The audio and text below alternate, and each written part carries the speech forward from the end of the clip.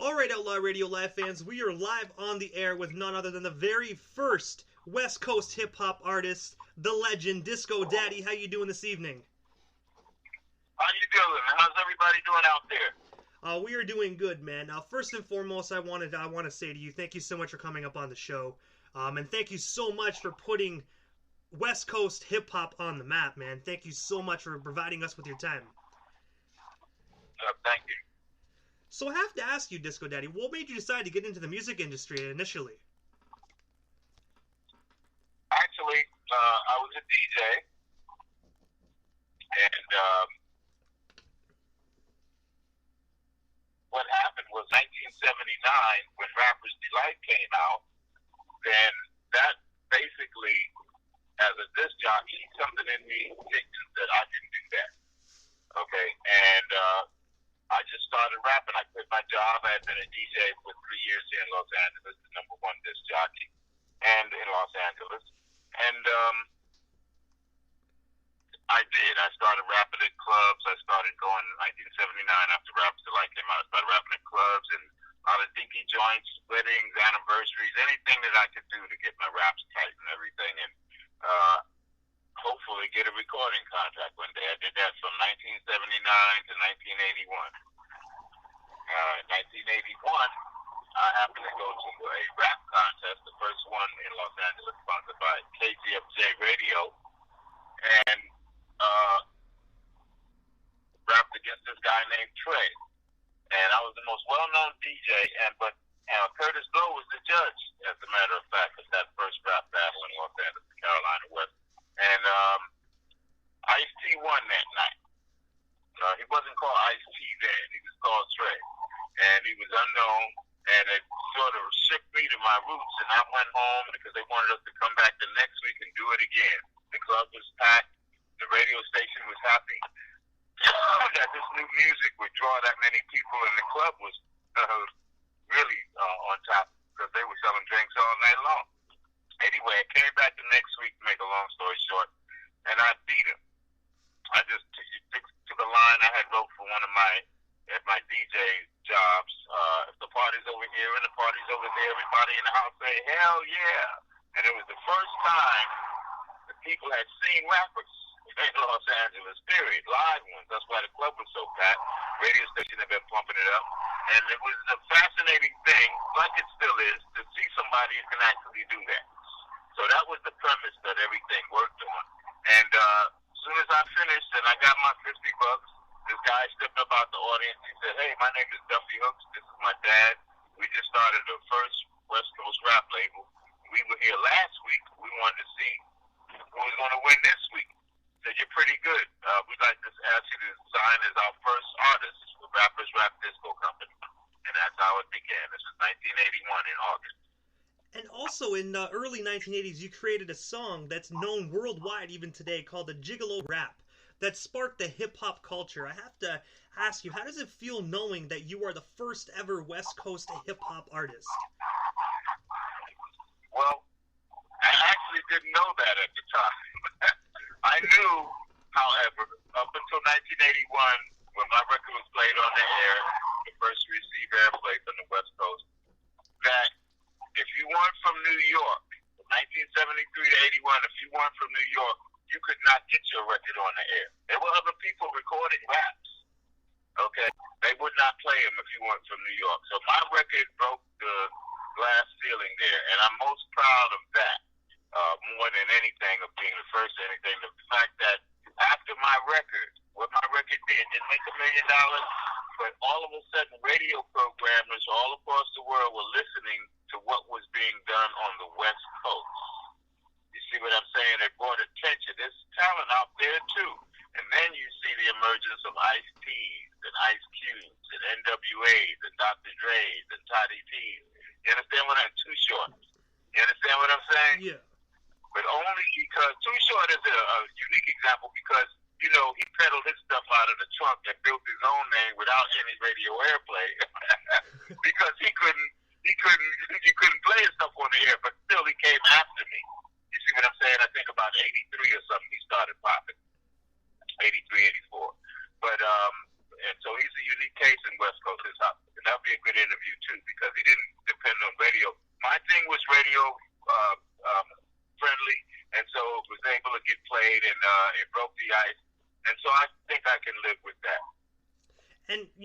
said that, the people that came after you and whatnot, man, you actually are the individual that actually started it. You're the one that actually gave technically them their start because you started West Coast hip hop, man. So you sparked a nation. I really feel proud about that because it wasn't until a couple of years later that I realized after this guy traded, he changed his name to Ice-T. I said, wow, okay, so I rapped against Ice-T, and it became known as one of the classic rap battles. It's probably the most classic rap battle because he talks about it in his Art of Rap video. He never talks about the second week, so your listeners are getting exclusive. It was a 2-week contest. If you look at his Art of Rap video, he says, I won. And he did the first week. Okay? Never mentions the second week in any of his interviews anywhere. Okay? But that's the one that I won. And if he had won that second week, then the producer who started the record company would have been talking to him, and he would have ended up with all the other great things that he's done. He would have ended up making the first West Coast rap record. Just a twist of fate. And also, you are known as the father of West Coast hip-hop. How does it feel having that title, and who's the first person that gave you that title? Well, how that happened is because not only I was a DJ first, the #1 black DJ in LA from 76 to 79. From 79 to to about 82, I was a rapper and everything, but I got into a bad deal. So I had to think of something else to do. And in 1983, I was watching the New York City Breakers dance at the White House for President Ronald Reagan. Breakdancing at the White House. So I said, wow, there is no LA Breakers.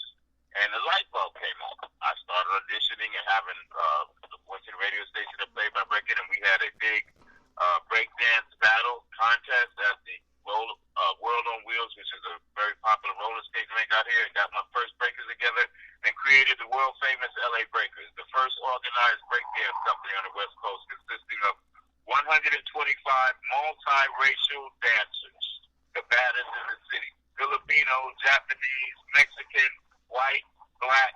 Wherever we appeared, there were people and young people in the audience who could see themselves on stage. You understand what I'm saying? Yeah. We do all races. And so we became huge, probably the most successful breakdance company in American hip-hop history because we were sponsored by the official breakdance company for McDonald's on the West Coast, the official breakdance company for Adidas on the West Coast, the official breakdance company for the LA Lakers halftime before they created the Laker Girls, and the official breakdance company for 1580 K-Day radio. So we couldn't get no bigger than that. So that's where the title of Father of West Coast Hip Hop, DJ, MC, first DJ MC out here, Grandmaster Cass is hip hop's first DJ MC, a DJ who can also rap. I was the West Coast first DJ MC, first rap recording artist, first one to organize the breakers into 125 multiracial breakers, and so happily they started calling me the father of West Coast hip hop. That was 83, my record came out in 81. So all of this was done in the very early stages of West Coast hip hop, which, as you can say, I guess, I was also the first one. My breakdance company consisted of poppers and lappers. You see what I'm saying? Which is something New York City Breakers, who we met at the World on Wheels, they came out, K-Day Radio brought them out, and we met. They wanted us to battle, but me and Michael Holman, who was the manager of the New York City Breakers, we said no, because whoever loses got to carry that the rest of their life. You know what I mean? So we just made personal appearances and gave exhibitions that night. Radio station was pretty mad at us, though, because they tried to set us up, ozone, to make to have a battle. So that's where the title comes from, and I'm proud. I'm proud to carry it, and I'm glad I lived long enough to see all of it. And also, aside from your music, for 19 years you were a writer and entertainment journalist for Los Angeles Scoop Entertainment newspaper. What was that? What was it like doing that, and how did that job come to be for you? Well, basically, I was a writer for the paper from 1976 when I first became a DJ. My club became very popular, and the guy who owned the newspaper used to come to the club to take pictures because the club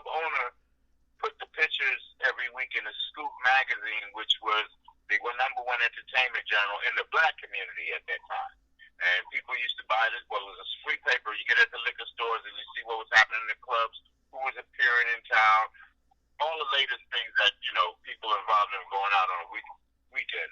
So he asked me. He said, "Hey, we need somebody who can write record reviews. You get a lot of free records and promos." I said, "Yeah, I do." And so I started in '76, and that's just something that no matter what else I was doing, I continued doing that up until 1995 when the Scoop closed. And also, I saw on Facebook where you actually have been entered into the Guinness Book of World Records. Can you tell us a bit more about that experience, and what are you in the Guinness Book of World Records for? Well, interestingly, in 2014, I was going to a event with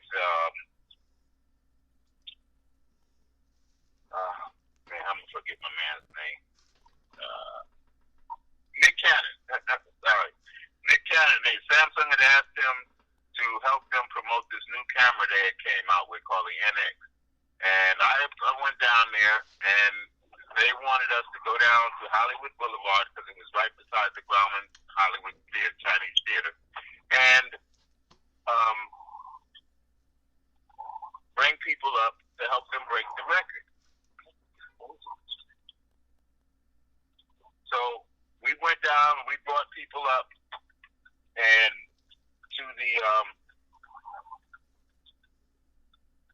the plaza and ended up breaking the world record. When people on Hollywood Boulevard found out that Nick Cannon was here and he was coming down talking to him, "Come on up, help us break this Guinness Book of World Record." We got a lot of tourists and people that came up, and Samsung had come up with the idea that if you could, with the Guinness people, take a certain amount of selfies in 1 hour. Take a selfie, pass it on to the people behind you. They take a selfie, they pass it. There's a long line of people. And we ended up breaking the Guinness World Record with 283 people for the most amount of selfies in 1 hour. And yes, there is a category in Guinness for that. Okay? The most selfies in 1 hour. So myself, Nick Cannon, and 282 other people share that Guinness record. That's actually really cool, though. I actually did not know there was a Guinness Book of World Records for that. That's actually cool. Hey, well, listen to this. Snoop Dogg just got in for making the biggest gin and juice. He had a giant glass and about 100 gallons of vodka and gin and juiced it up and had a specially made huge glass and got into the Guinness Book for making the largest gin and juice. Ludacris is in the Guinness Book of World Records for getting over 100 people in a shower. Okay, so I don't know how he did that, but there are Guinness World Records that you just would not believe, and a lot of rappers are not in there for anything that has to do with rap. I do remember seeing the gin and juice one on Facebook, and I was like, is that even real? Because it's hard to believe the stuff like you see on the internet, right? Sometimes it's really hard. So I was like, that's pretty cool. I feel sorry for the person that actually drinks that because they're going to have one hell of a hangover. Yeah, me too. So you were also featured in the Rolling Stone magazine as well. I have to ask you, what was that like, and how did that come to be for you in the Rolling Stone magazine? Well, again, a lot of this came late in life, but I'm glad to live long enough to see it. Rolling Stone, a few years ago when the NWA movie came out, a lot of young editors who happen to be white was wondering what the hell was going on before NWA. Which would be a logical question, you know what I mean? And they started doing some research because a lot of people, to this day, some people think Ice-T made the first rap record, or Toddy T, or Too Short, or NWA actually was the beginning of West Coast HipHop, and it wasn't. So when they did their research, they discovered me on Facebook, of all things, because they were young editors, and they knew we had to be on social media. So Captain Rap and I, who made Gigolo Rap, had been mentioned before in the database. As you may notice, our record came out in '81. So they started doing research, and then they decided to come up with a list of the 20 greatest rap songs before NWA, an official list. And they chose my song to be on the list number 15. And so it's one of the 15 of the 20 greatest rap songs. And then they also verified that I was, again, the one who made the first rap record and created the LA Breakers, all the things that people have been calling me the father of West Coast hip-hop for. And so there's a quote that I use from the magazine, Disco Daddy, the very beginnings of West Coast hip-hop.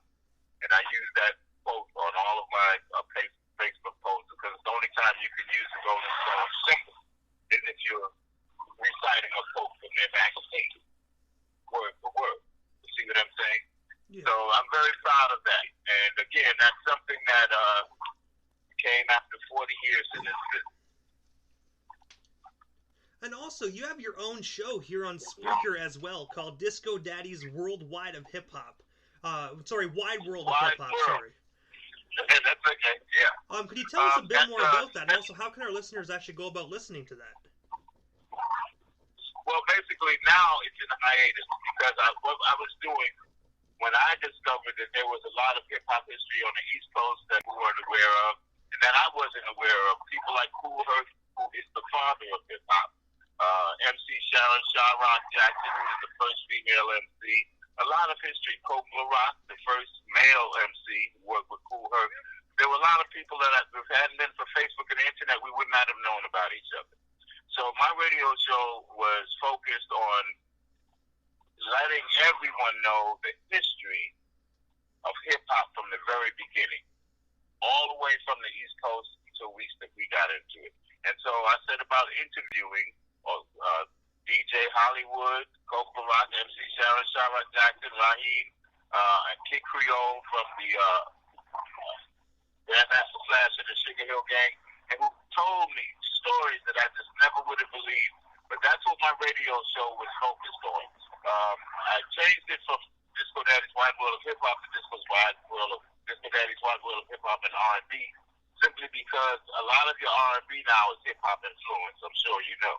Yeah. You know, there's a mixture. So you can't really just say anything is pure hip hop anymore because there are R&B inflections in the music and vice versa.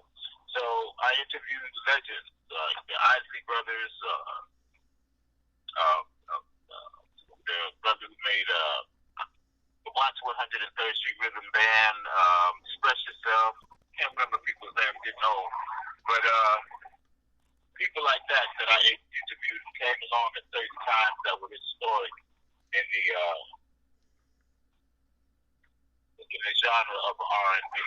So that's on hiatus now because I'm trying to do a new video because those were audio radio interviews, and I'm trying to move to where I can do video interviews with split screen, me interviewing you on one side of the screen, the other person on the other side, so that we can do a Facebook Live like that. You see what I'm saying? So I'm lining up the technology for that and yes to that show. So Disco Daddy's Wide World of Hip Hop and R&B will be back. Sure.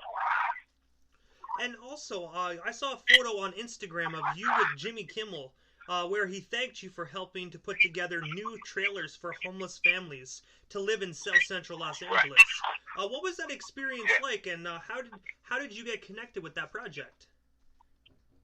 Well, basically, I keep involved in what's going on in my community. And when I heard the announcement, I just went down and I signed up. They sent me an email to an organization that does this, that works with the city council to help needy homeless families, because the city lines these families up according to need. And, of course, they have to complete certain programs to become eligible for it, but you got to have kids and all of that. And it just seemed like a very, very worthwhile project to devote myself to at this stage of the game. I don't have to look forward to trying to make a new record or anything. You know, my reputation is established, you know. And so there's no pressure on me to do anything but try to use my celebrity to help those less fortunate than I am. And maybe that's the reason God did all of this in the first place. You wonder about that sometimes. Why me? Why am I the father of West Coast hip-hop? Why? You see what I'm saying? Your blessings come, and you may not realize that there's a purpose for you to help. And I was able to attract a lot of attention whenever I appear someplace. Okay? And that may help bring people people out of the woods. Jimmy Kimmel was there. He donated his time and his money, and I got to meet him. And yes, you know, he basically just thanked everyone who was there. You know what I'm saying? But because I was a celeb, I got to be able to take a picture with him and get a special thank you from him. That really felt good because I watch his show. I like him. Oh yeah, he has an amazing show. I think that's one of my favorite late night talk shows. My favorite used to be David Letterman, and then he retired. So I got to say, I like Kimmel. I like Kimmel's show. Yeah, exactly. And at first, when he first came on, it was just another TV show. But over the years, he's matured into it. He's got a really nice hard rocking show. I like it. You know, and he mixes his guests up. You know, and he's funny. He's funny. Oh yeah. So I have to ask you this, so Daddy. Other than you working on getting the equipment for your video podcast, what's next for you? Well, right now I'm going to write a book and try to let people know the true history of hip hop as it has happened for me. And basically that'll be it. I'm gonna get my book out, and hopefully it might be made into a film or movie. But you gotta stay tuned. I'm on Facebook, Michael Calfani on Facebook, and I'll let you know, guys, know what's coming up when it's about to be released. And most of us, this is the time in the interview, Disco Daddy, that I just give a chance for the individuals that come on my show. Just a chance to give shout-outs to whomever they want to give shout-outs to. And also your social media handles. That way our listeners can follow you if they're not already doing so. I'm sorry? Oh, sorry. So this is the time in the interview that I just give a chance for the individuals that come on my show. Just a chance to give shout-outs to anybody they want to. And also your social media handles. That way our listeners can follow you if they're not already doing so. Okay.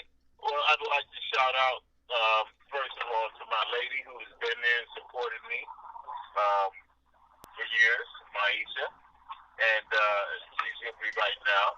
Her support has been invaluable. She doesn't really like the glamours and all of that. But for us, it's been a blessing to get some of the attention that we're getting now. And also to Duffy Hooks, who signed me and made it all possible. He's deceased, but I still want to give him a shout out also. I want to say, Disco Daddy, man, thank you so much for coming up on the air. It was an absolute honor for me to be able to interview the very first West Coast hip-hop artist, man. Thank you so much. I'm looking forward to your book, and have yourself a wonderful weekend. Thank you so much again. You too. I appreciate it, man. Peace, everyone.